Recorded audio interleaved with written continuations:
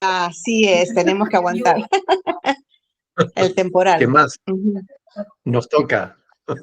Nos tocó. Muy bien, así es. Muy bien, Dios pastor, les estamos bendiga. listos. Igualmente, Perfecto, pues gracias. comencemos, Bendiciones. como siempre, orando al Señor. Vamos a pedirle al Señor que Él nos bendiga, que esta reunión sea realmente de bendición para nuestras vidas. Oremos, Padre del cielo. Estamos delante de tu presencia, Señor, y queremos agradecerte la oportunidad que nos das de poder compartir este tiempo juntos, en armonía, en un mismo sentir, en un mismo espíritu, delante de tu presencia y alrededor de tu palabra. Queremos, Dios, que por medio de tu Espíritu Santo iluminen nuestras mentes y nuestros corazones para que podamos entenderla y prepares nuestro corazón para tener la disposición de ponerla por obra. Señor, llévate la gloria y la honra porque eres el único que la mereces. Permite que aquellos que quieran conectarse a esta videoconferencia lo puedan hacer y que juntos podamos meditar en tu palabra para la gloria de tu bendito nombre. Es en el nombre precioso de Cristo tu Hijo que te lo pedimos. Amén, Padre. Amén. Muy bien. Bueno, pues como siempre, Juan, Evangelio de Juan, hoy nos toca meditar en el capítulo 4, versículos del 16 al 24. Juan capítulo 4, del 16 al 24. Es el pasaje que vamos a leer y que vamos a meditar en esta tarde. Lo tienen Juan 4, del 16 al 24. Amén. Dice la palabra del Señor que Jesús le dijo, ve, llama a tu marido y ven acá. Y respondió la mujer y dijo, no tengo marido. Jesús le dijo, bien has dicho, no tengo marido. Porque 5 maridos has tenido. Y el que ahora tiene no es tu marido. Esto has dicho con verdad. La mujer le dijo, Señor, me parece que tú eres profeta. Nuestros padres adoraron en este monte. Y vosotros decís que en Jerusalén es el lugar donde se debe adorar. Jesús le dijo, mujer, créeme, que la hora viene cuando ni en este monte ni en Jerusalén adoraréis al Padre. Vosotros adoráis lo que no sabéis. Nosotros adoramos lo que sabemos porque la salvación viene de los judíos. Mas la hora viene y ahora es cuando los verdaderos adoradores adorarán al Padre en espíritu y en verdad. Porque también el Padre, tales adoradores, busca que le adoren. Dios es espíritu. Y los que le adoran en espíritu y en verdad es necesario que le adoren. Hasta aquí la palabra del Señor. Tenemos una conversación con multitud de matices interesantes que debemos meditar para no perdernos ninguno. El domingo pasado lo dejamos en el versículo 15, cuando la mujer le dice al Señor, dame de esa agua para que no tenga yo sed y ni venga aquí a buscarla, ¿verdad? Jesús le dice, ve, llama a tu marido y ven acá. Y en realidad, como que no se explica fácilmente la relación entre la petición que hace la mujer, la samaritana, en el versículo 15, y la respuesta que le da Jesús en el versículo 16, que no tiene nada que ver. Algunos sugieren que como la samaritana no estaba entendiendo bien el lenguaje espiritual de Jesús, le dijo que llamase a su marido para ver si él se enteraba mejor. Pero de verdad que esa interpretación es incongruente, teniendo en cuenta el contexto de la conversación y sobre todo el conocimiento que Jesús demuestra sobre esta mujer. La orden que el Señor le da tenía como objetivo probar la sinceridad de esta mujer y llevar la conversación a un nivel más profundo, mucho más profundo. Hablarle de su situación familiar fue necesario, a fin de que fuese enfrentada a su propio pecado y pudiera darse cuenta de su estado de necesidad espiritual. Es decir, de alguna manera, Cristo le habla a su conciencia. Y es una cualidad de la palabra de Dios que se cuela hasta lo profundo del alma. Cuando la palabra de Dios es oída, la palabra de Dios llega al corazón y saca a luz aún los secretos más profundos que podamos tener guardados en el corazón. Nuestros pecados más ocultos quedan al descubierto ante Dios y ante su palabra, lo cual es necesario para que reconozcamos nuestra impiedad y nuestra necesidad de Dios, para que podamos acudir en humildad al Señor. A veces cuando la palabra de Dios es predicada, hay personas que se sienten ofendidas, porque dice que el pastor no tenía por qué decir esas cosas de mí. Y en más de una ocasión me ha pasado que me ha venido una hermana o un hermano y me ha dicho, ¿usted por qué tiene que hablar mis cosas en el púlpito? ¿De qué cosa está hablando? ¿Qué he dicho yo en el púlpito de ti? Sí, porque cuando usted dijo esto y esto, no, mira, mi hermano, yo no me refería a ti. Yo estaba hablando de lo que dice el texto, lo que dice la palabra de Dios. No está escrito en la Biblia, pero la palabra de Dios tiene esa cualidad. Se cuela dentro. Muchas personas mienten sobre su verdadero estado espiritual. Mienten sobre sus relaciones, sobre su propia vida, porque tratan de ocultar o aparentar algo, una espiritualidad que no tiene. Pero saben, a Cristo no hay nada que podamos esconder. Dios lo sabe todo. Porque Él sabe incluso mejor que nosotros mismos cuál es la verdad sobre cada uno de nosotros. Podemos engañar a los hombres, a las personas, pero a Dios nunca le podremos engañar jamás. Por eso muchas veces, aunque queramos aparentar una espiritualidad, mayor espiritualidad de la que tenemos, a veces somos desnudados, literalmente hablando, por la palabra de Dios. La palabra de Dios saca lo que hay dentro de nuestro corazón.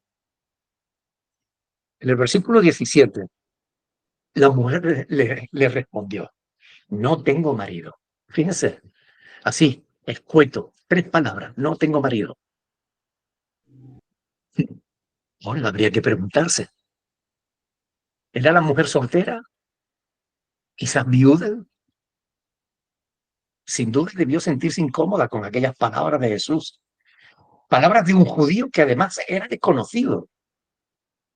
¿Quién se creería aquel judío para entrometerse en sus asuntos personales?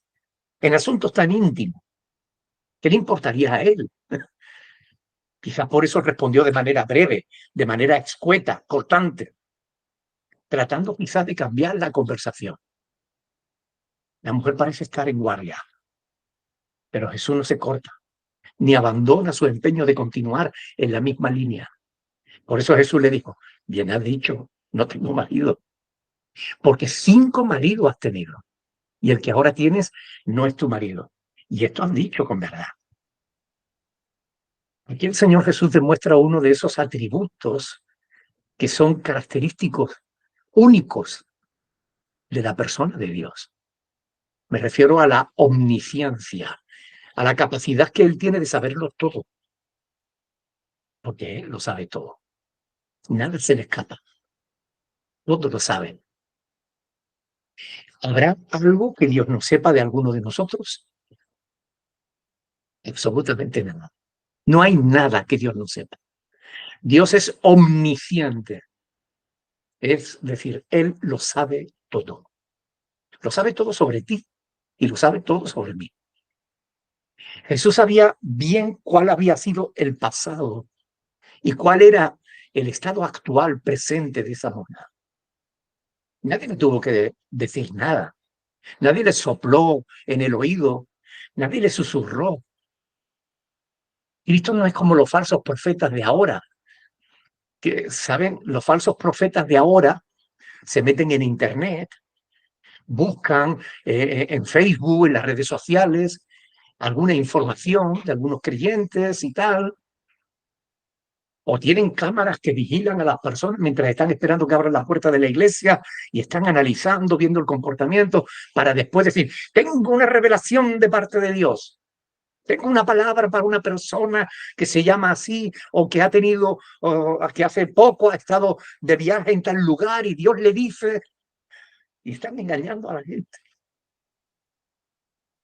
Jesús realmente no necesita nada de eso porque él sí sabe todo, todo, absolutamente todo de cada uno de nosotros.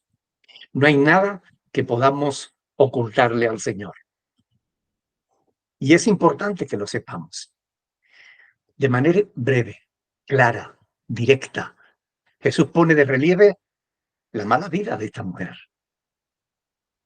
pasada y presente. Es posible que alguno de sus maridos hubieran muerto. También es posible que fueran maridos que la repudiaron, le hubieran dado carta de divorcio por algún motivo. Pero una mujer que ya había tenido 5 maridos y que ahora estaba con uno que no era su marido. ¿Cómo es posible que hubiese tenido 5 maridos y que el que estuviese con ella ahora no fuera su marido? Bueno, la única explicación lógica, plausible para eso, es que ella estuviese viviendo como amante de un hombre casado con otra mujer y que ambos estuvieran en adulterio. Había tenido 5 maridos y ahora era amante de otro.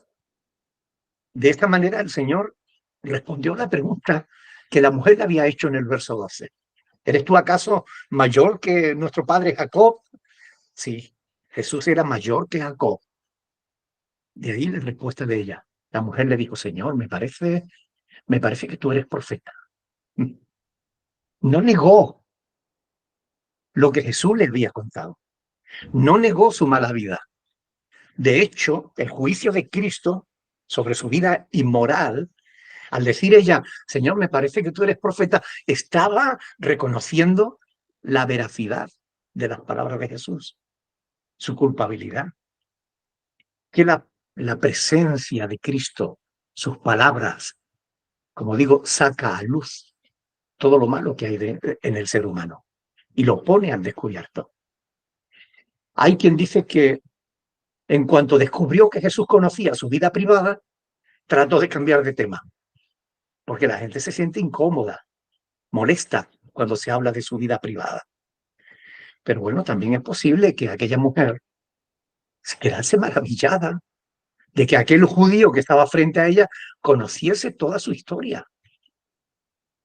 Puede ser que la mujer quedara abrumada y creyó estar delante de un profeta. Porque en aquel tiempo se pensaba que los profetas tenían revelación de Dios o al menos cierta intuición personal. Quiero que lean conmigo, por ejemplo, en Lucas capítulo 7, versículo 39. Lucas 7, 39. Fíjense que cuando leemos este pasaje, Lucas 7, 39, vemos qué es la opinión que tenía la gente de los profetas, ¿no? Lucas 7:39 dice, cuando vio esto el fariseo que le había convidado, dijo para sí, es decir, pensó, si fuera profeta, conocería quién y qué clase de mujer es la que le toca, que es pecadora. ¿Se dan cuenta la hipocresía de los fariseos? Porque la hipocresía de estos gente que se creía superior, que se creía más espirituales que los demás. Juzgó a la mujer como pecadora y seguramente lo sería, pero estaba a los pies de Cristo, reconociendo su necesidad del Señor. Pero fíjense, si este fuera profeta, conocería quién es y qué clase de mujer es la que le toca. Es decir, ellos consideraban que un profeta tenía conocimiento profundo de las personas. Por eso esta mujer pensó, quizás, bueno, si este es un profeta, quizás me pueda ayudar en cuanto a mi fe, en cuanto a lo que creo. Tengo dudas, tengo preguntas. Señor, me parece que tú eres profeta. Pero Jesús es mucho más que un profeta. Él es el Hijo de Dios. Y por consiguiente, Jesús es Dios mismo. Quedarse con la idea de que Jesús es un profeta más Es un completo error.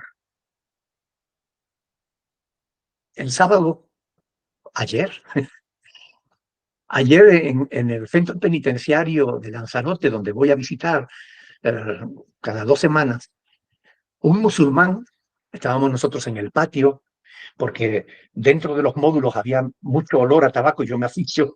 Nos fuimos al patio y allí se forma un coro y la gente se pone alrededor y me hacen preguntas y yo respondo con la palabra y tal. Y se acercó un musulmán, un muchacho joven, y me dice, ¿yo puedo escuchar? Y le dije, claro, acércate, es que yo soy musulmán, yo no soy cristiano, pero acércate, te conviene escuchar la palabra de Dios. Y me dijo, pero es que nosotros los musulmanes no creemos que Cristo sea hijo de Dios, porque Dios no tiene hijos. Y yo le dije, mira, a ver, tú crees en el Corán. Y él dice, sí, Corán, palabra de Dios. Vale. Si tú crees en el Corán dice que Jesús es profeta. Sí, Jesús profeta. Bien. Déjame hacerte una pregunta. ¿Jesús es un buen profeta o un mal profeta? Él dice, no, bueno, bueno, profeta bueno. ¿Vale? Pues Jesús dice que él es hijo de Dios. Si es un profeta bueno, no miente. Y se quedó así. El pobre no supo qué contestar. Jesús es mucho más que un profeta. Jesús es el Hijo de Dios. Hay quien piensa que solamente es un buen hombre, un hombre bueno, al que mataron.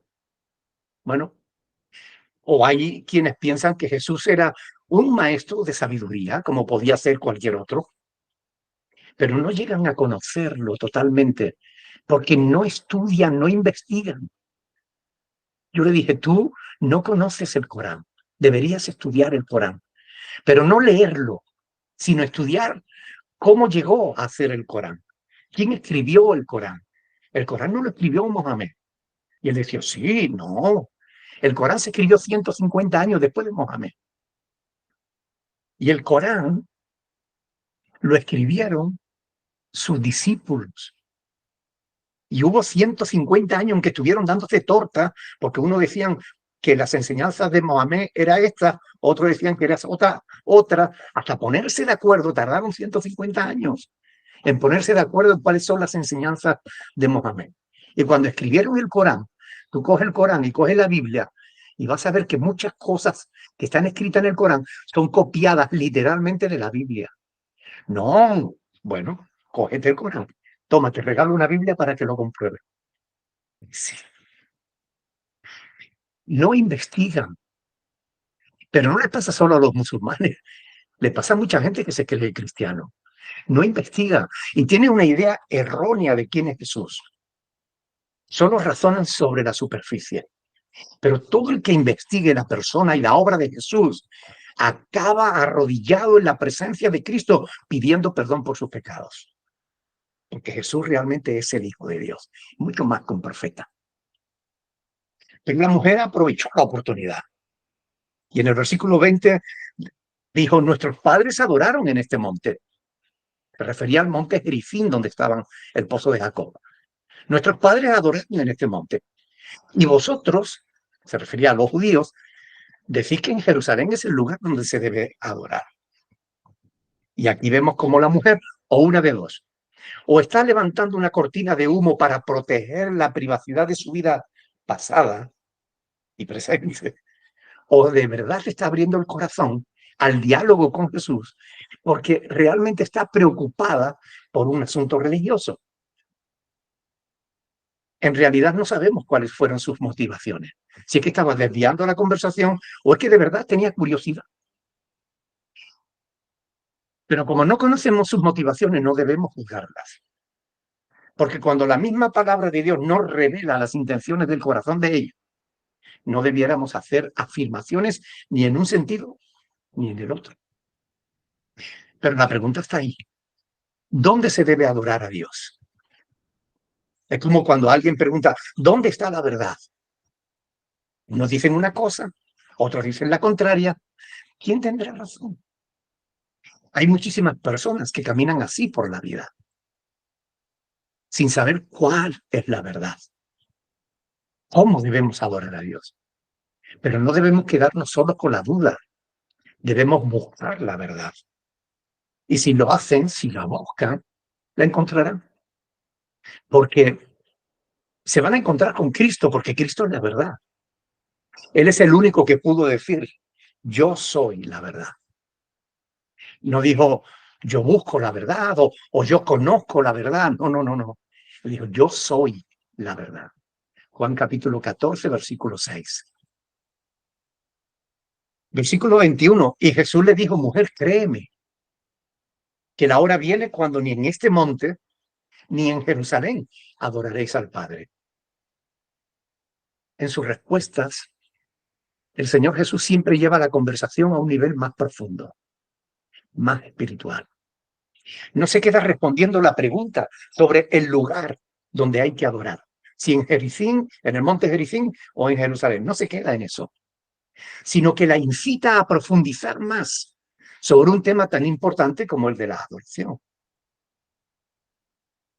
Jesús bien podría estar refiriéndose a la hora en que cada creyente sería convertido en un templo de Dios. Pablo lo enseña, ¿no? Primera de Corintios, capítulo 3, versículo 16, Primera de Corintios 6, versículo 19, nos dice que somos templos de Dios y que el Espíritu de Dios habita en nuestras vidas. Bueno, eso nos lleva a no tener que depender de un lugar determinado o de un santuario, ya sea en el pozo de Jacob o ya sea en el templo de Jerusalén. No, no, no. En cualquier lugar donde estemos, podemos adorar a Dios. Jesús le respondió en el versículo 22, vosotros adoráis lo que no sabéis. Nosotros adoramos lo que sabemos. Jesús le responde en plural, porque en plural le había hablado ella, le había hecho la pregunta. Las palabras de Jesús eran, pues, no solo para ella, sino para todos los samaritanos, como lo es también para todos nosotros. Porque la salvación viene de los judíos, dice Jesús. El Señor le estaba diciendo que el Mesías, el Salvador del mundo, venía de los judíos, no de los samaritanos. Por eso él sabía mejor que ella cuál era la respuesta a esas preguntas. Y esto va en consonancia con lo que el apóstol Pablo habla en Romanos, que es un pasaje que quiero que leamos. Romanos capítulo 9, versículo del 3 al 5.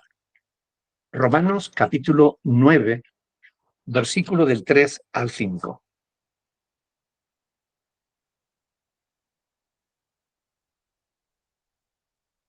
¿Lo tienen?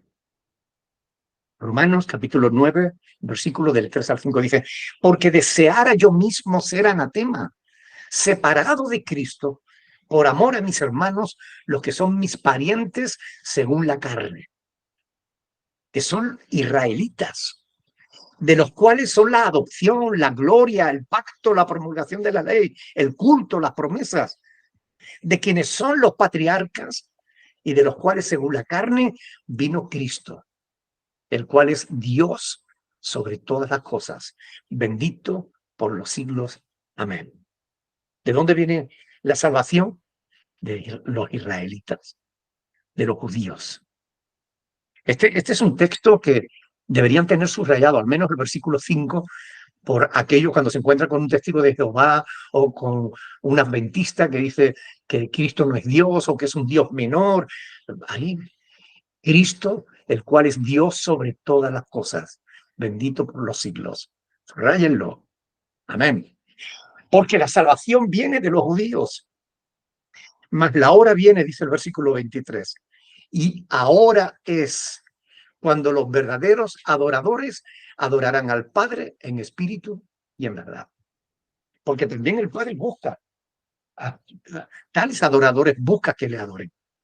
Dios es espíritu y los que le adoran en espíritu y en verdad es necesario que le adoren. Miren, todo el mundo cree que sabe cómo adorar a Dios. ¿Tú crees que sabes cómo adorar a Dios? Bueno, veamos si es verdad.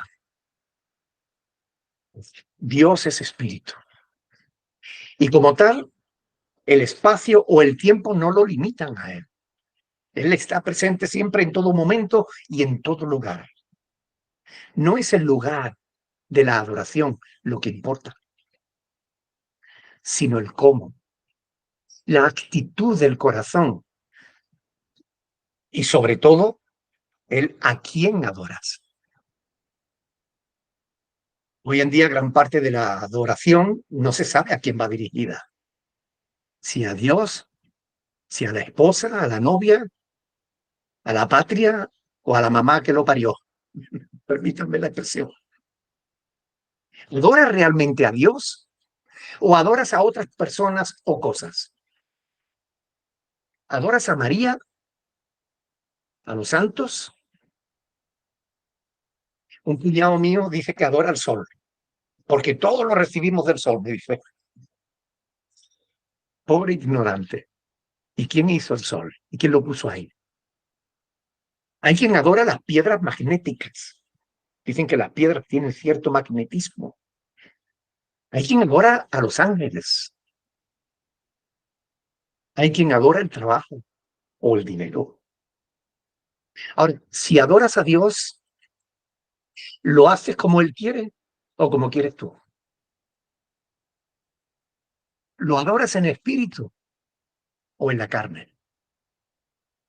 ¿En conocimiento de la verdad o en la ignorancia? ¿Qué significa adorar en espíritu y en verdad? Bueno, significa adorar en sintonía con el Espíritu Santo y con la Dios. Adorarlo como Dios quiere que le adoremos. Recuerda que dice que tales adoradores busca al Padre que le adore. Dios nos otorga su Espíritu para cuando creemos, para que nos ayude en nuestra adoración. Hemos visto Romanos 9. Les invito a ver Romanos 8, versículos del 26 al 27. Romanos 8 del 26 al 27. Fíjense lo que dice ahí la palabra del Señor. ¿Lo tiene? Romanos 8 del 26 al 27. Dice, y de igual manera, el Espíritu nos ayuda en nuestra debilidad. Porque ¿qué hemos de pedir como conviene? No lo sabemos. Pero el Espíritu mismo intercede por nosotros con gemidos indecibles. No es el que escudriña los corazones, sabe cuál es la intención del Espíritu. Porque conforme a la voluntad de Dios, intercede por los santos. Hermanos, es por medio del Espíritu de Dios que aprendemos a adorar a Dios. Y aprendemos que la adoración no tiene tanto que ver con el lugar como con el modo en que lo adoramos.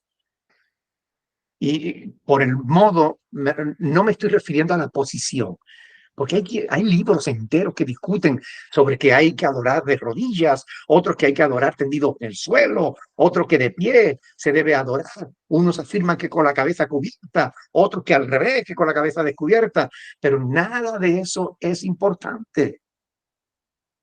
Lo verdaderamente importante no es la posición del cuerpo, sino de la mente y del corazón. La adoración no consiste en ninguna fórmula ceremonial, sino en una actitud espiritual que está en perfecta armonía con el Espíritu de Dios. Una actitud de humildad delante de Dios, que nos lleva a reconocerlo a Él como Dios,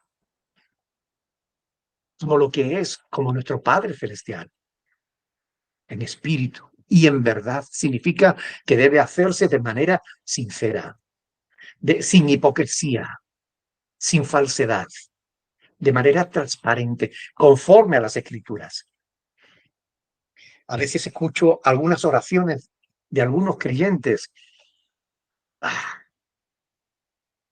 y cambian la voz. Señor, ¿por qué? Tú sabes que yo tengo mucha fe. Que... ¿Creemos que podemos engañar a Dios de alguna manera?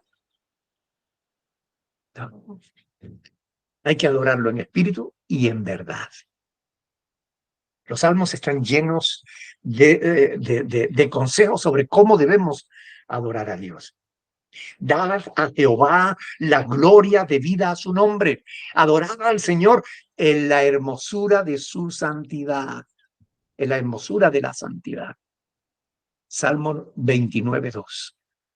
En la hermosura de la santidad. ¿Cómo quiere Dios que le adoremos? En espíritu y en verdad. ¿Qué significa eso? En santidad.